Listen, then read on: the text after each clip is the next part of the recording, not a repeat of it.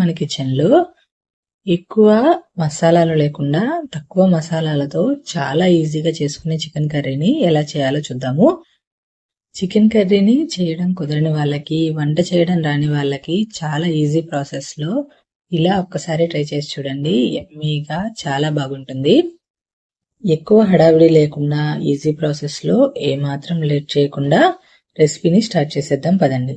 ముందుగా 1 kg వరకు చికెన్ని తీసుకోవాలి.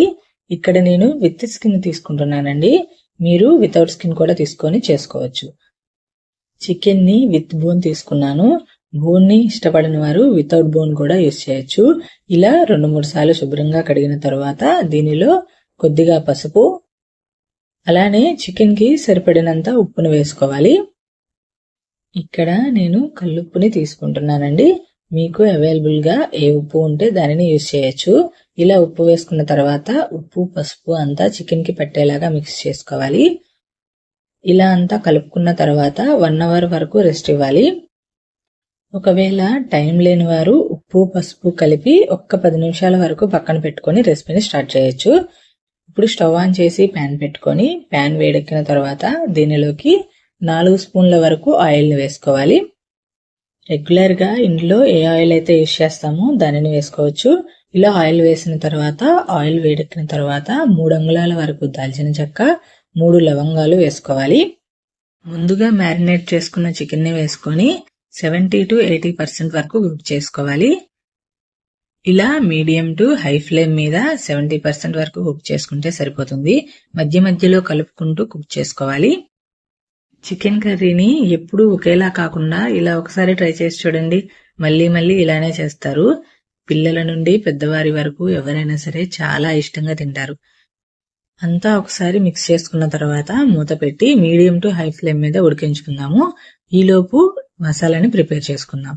2 ఉల్లిపాయలు, 1 పచ్చిమిర్చి, 4 అంగుళాల వరకు అల్లము, 3 చిన్న వెల్లుల్లి రెబ్బల్ని తీసుకోవాలి.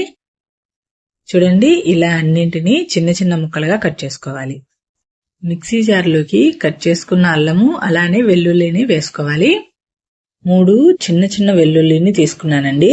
లేదా పెద్దది 1 వెల్లుల్లి తీసుకుంటే సరిపోతుంది. ఇప్పుడు కొద్దిగా పసుపు, ఈ మసాలాకి సరిపడినంత ఉప్పుని వేసుకొని వీలైనంత ఫైన్ గా గ్రైండ్ చేసుకోవాలి. చూడండి, ఇలా వీలైనంత మెత్తగా గ్రైండ్ చేసుకోవాలి. ఇలా పేస్ట్ లా చేసుకున్న తర్వాత దీనిలోకి కట్ చేసుకున్న ఉల్లిపాయ ముక్కలు, అలానే పచ్చిమిర్చి, ధనియాల పొడి 2 స్పూన్లు,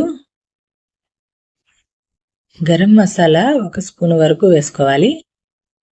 2 స్పూన్ల వరకు కారాన్ని వేసుకోవాలి. కారాన్ని ఎక్కువగా ఇష్టపడేవారు మరొక 1/2 స్పూన్ వరకు కారాన్ని యాడ్ చేసుకొని వీలైనంత ఫైన్ గా గ్రైండ్ చేసుకోవాలి. ఇలా వీలైనంత మెత్తగా గ్రైండ్ చేసుకుంటే సరిపోతుంది.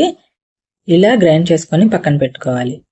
ఇప్పుడు చికెన్ అనేది 70% వరకు కుక్ అయిందో లేదో చూద్దాము. ఇలా 1 పీస్ తీసుకొని చికెన్ని చెక్ చేద్దాము. చికెన్ని 70% వరకు కుక్ చేస్తున్నాం కాబట్టి చికెన్ కొద్దిగా గట్టిగా ఉంటుంది. చూడండి, ఇలాగా కొంచెం గట్టిగా వస్తుంది. ఈ స్టేజ్ వరకు కుక్ చేసుకుంటే సరిపోతుంది. ఉడుకుతున్న చికెన్లోకి మనం ముందుగా ప్రిపేర్ చేసుకున్న మసాలాని వేసుకోవాలి. ఇలా మసాలాని వేసుకొని అంతా మిక్స్ అయ్యేలా మిక్స్ చేసుకోవాలి. వీలైతే కొద్దిగా వాటర్ వేసుకొని మిక్స్ చేసుకుంటే సరిపోతుంది. ఇలా చికెన్ ముక్కలు మునిగేంత వరకు వాటర్ని వేసుకొని మసాలా అంతా ముక్కలకి పట్టేలాగా ఒకసారి కలుపుకోవాలి. ఇలా అంతా కలుపుకున్న తర్వాత దీని మీద మూత పెట్టి మీడియం టు హై ఫ్లేమ్ మీద ఉడికించుకోవాలి. వాటర్ని మరీ ఎక్కువగా వేసుకుంటే చికెన్ కర్రీ అనేది గ్రేవీలా ఉండదు. సో వాటర్ని కొద్దిగా ముక్కలు మునిగేంత వరకు వేసుకొని మూత పెట్టి మీడియం టు హై ఫ్లేమ్ మీద ఆయిల్ పైకి వచ్చేంత వరకు కుక్ చేసుకోవాలి. చూడండి, ఇలా ఆయిల్ అనేది పైకి వచ్చేంత వరకు కుక్ చేసుకుంటే సరిపోతుంది. ఇలా ఆయిల్ అనేది పైకి వచ్చేంత వరకు కుక్ చేసుకుంటే చికెన్ అనేది సాఫ్ట్ గా జ్యూసీగా ఉంటుంది. ఇప్పుడు దీనిలోకి కొద్దిగా కొత్తిమీరని వేసుకుందాము. కొత్తిమీరని వేసుకున్న తర్వాత కర్రీ అంతా ఒకసారి మిక్స్ చేసుకోవాలి.